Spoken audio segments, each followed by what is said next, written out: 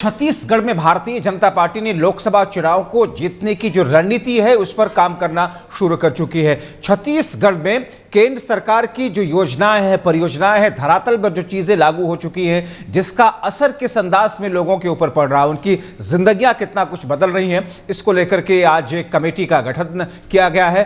खासतौर पर भारतीय जनता पार्टी के कार्यकर्ता, नेता या तमाम प्रकोष्ठों के लोग हैं, तमाम विभागों के लोग हैं, उन लोगों से जो पदाधिकारी हैं, बड़े स्तर के जो नेता हैं, उनकी आज बातचीत हुई है। महिला प्रकोष्ठ सहित सभी विंग के नेताओं के साथ में बड़े नेताओं की बैठक हुई।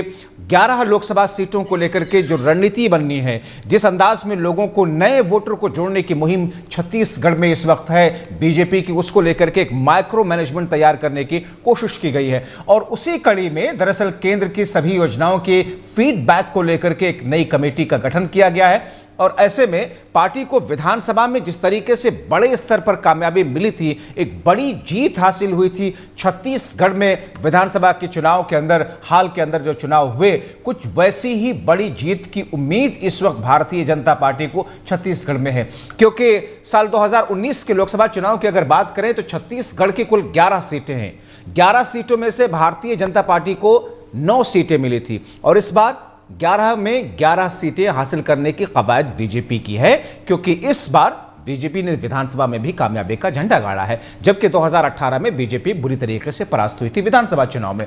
हमारे सहयोगी श्री प्रकाश तिवारी हमारे साथ में इस वक्त जुड़ रहे हैं, सीधे उन्हीं की तरफ रुख करते हैं। श्री प्रकाश, बीजेपी की लोकसभा चुनाव की तैयारियों को लेकर के अलग अलग तरीके की बैठकें, अलग अलग तरीके के माइक्रो मैनेजमेंट की रणनीति तो चल रही है। आज की बैठक का असर क्या रहा और इसमें किस किस किस्म की कमेटियां गठित की गई? देखिए जब्बार, आपको बता दें कि जिस तरह से भारतीय जनता पार्टी विधानसभा में जीत हासिल की है, उसी पूरी तैयारी हो रही है और लोकसभा की जो 11 सीटें हैं, पूरी रणनीति के साथ उन तमाम सीटों को जीतने की एक रणनीति बनाई जा रही है। और इसमें तमाम जो संगठन है उनकी एक बैठक ली गई, लेकिन सबसे बड़ी बात है कि महिला विंग का जो बैठक ली गई उसमें सीएम विष्णुदेव साय सम्मिलित हुए।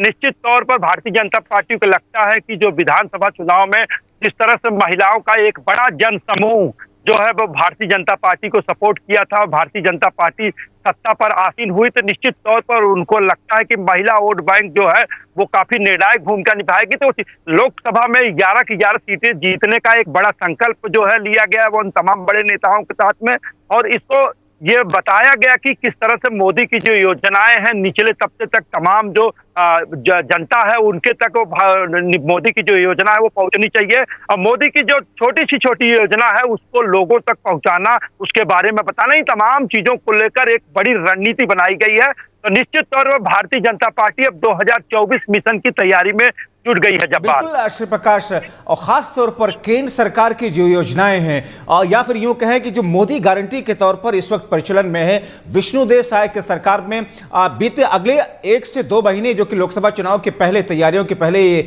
वक्त है, किस किस्म की प्लानिंग है सरकार की? क्योंकि लोकसभा चुनाव के मद्देनजर ऐसे फैसले लेकर के धरातल पर उतारा जाना, सबकी समीक्षा करना, केंद्र की योजनाओं की समीक्षा करना, आगे विष्णुदेव सरकार के किस किस्म के फैसलों को धरातल पर उतारने की उम्मीद है?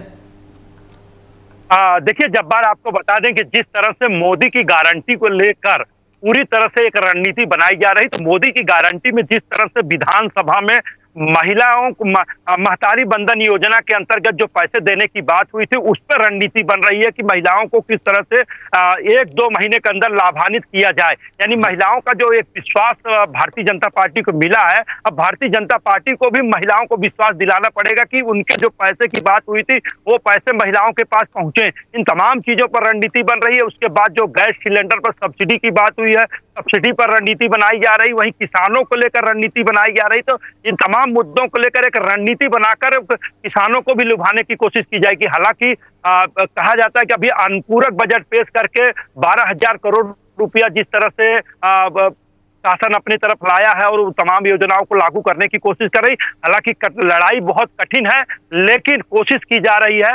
निश्चित तौर पर 2024 जो मिशन है मोदी का, कि सारी सीटें जीत कर लाना, उन तमाम मुद्दों पर एक तैयारी हो रही है। जी, मिशन 24 और छत्तीसगढ़ के मिशन 11 को लेकर के तैयारियां जोरों पर। बहुत शुक्रिया संजय, श्री प्रकाश तिवारी, इन तमाम जानकारी के लिए आपने कहा बना करके रखे।